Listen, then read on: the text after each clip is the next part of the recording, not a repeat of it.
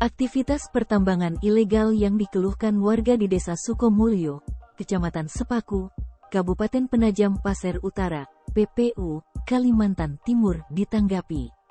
Kementerian Koordinator Bidang Politik, Hukum, dan Keamanan Republik Indonesia, Kemenko Polhukam RI, pada Senin, tanggal 2 Januari tahun 2023, lalu mengeluarkan sebuah surat penting.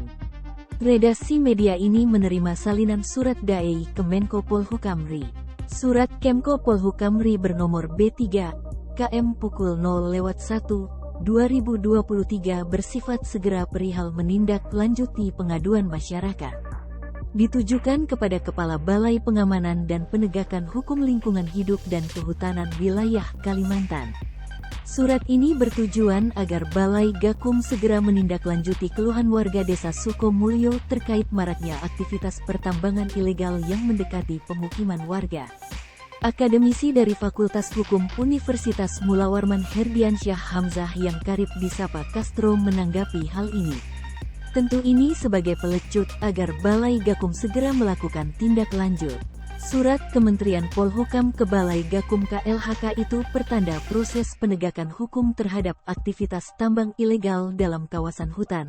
Selama ini tumpul, ujar Castro saat dikonfirmasi, Minggu, tanggal 28 Januari tahun 2023. Iklan untuk Anda, siapa yang menderita diabetes baca segera sebelum dihapus advertisement buy sejak diberitakan Medio tahun 2022 lalu. Penambang batubara ilegal di Desa Sukomulyo sudah berjalan 1 tahun dan telah dilaporkan ke berbagai pihak meski belum ada tindakan tegas.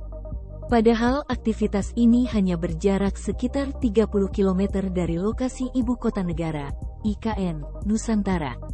Balai Gakum seolah bersikap permisif terhadap tambang ilegal ini, dikarenakan terus membiarkan kejahatan ini terus berlangsung, tegas Castro. Kepala Desa Sukomulyo sendiri sampai bersurat ke Presiden Joko Widodo pada tanggal 1 September tahun 2022. Surat ini merupakan keluhan sekaligus laporan yang dibuat setelah berulang kali warga membuat aduan ke pihak kepolisian dan dinas terkait lain di Kaltim. Warga resah lantaran truk pengangkut batu bara setiap hari lalu lalang di jalan desa. Kalau kegiatan tambang ilegal di Desa Sukomulyo PPU, KM 43, dan lainnya terus berlanjut, berarti Balai Gakum KLHK abai dan tidak mengindahkan surat itu.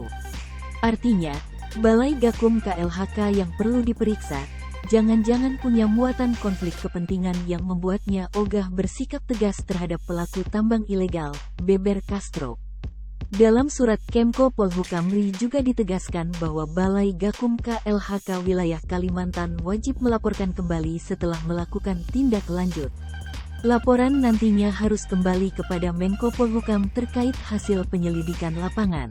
Surat Kementerian Polhukam ini mestinya jadi pelecut agar Gakum serius untuk menangani kejahatan tambang ilegal ini, menurut Castro.